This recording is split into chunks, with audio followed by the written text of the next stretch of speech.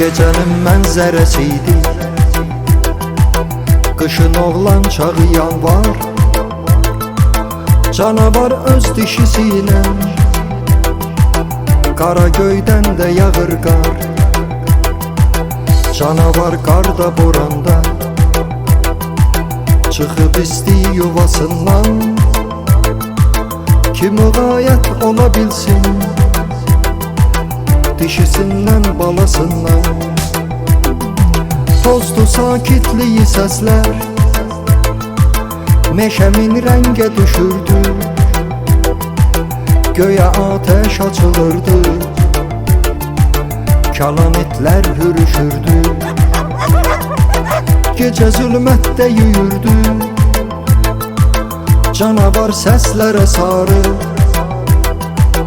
Ki izi azdıra bilsin, balası sağ qala bari. Canavarı duyan itlər daha sürətlə qaçırdı. Arxasınca iki ovçu ara bir ateş açırdı. Canavar cəhd eləyirdi, aralaşsın yuvasından. Ölüm ötsün, uzaq olsun dişisindən balasından. Təzəcə sübh açılırdı, meşəyə nur səpələndi. Canavarın yolu birdən qayada bitdi, dirəndi. Daha yox qaçmağa bir yer, belə qismətdirsə ölmək. Canavar vərdiş edibdir, ölümün qəsdinə gülmək.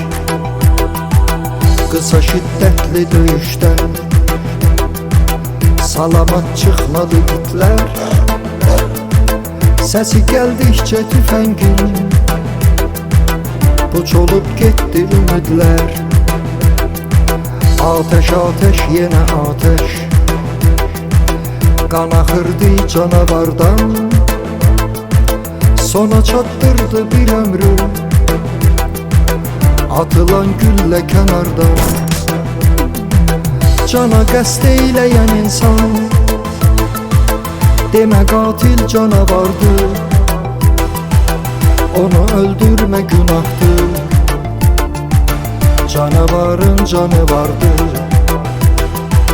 Ara bir kaş düşünərkən bunu dərk eyləyə insan.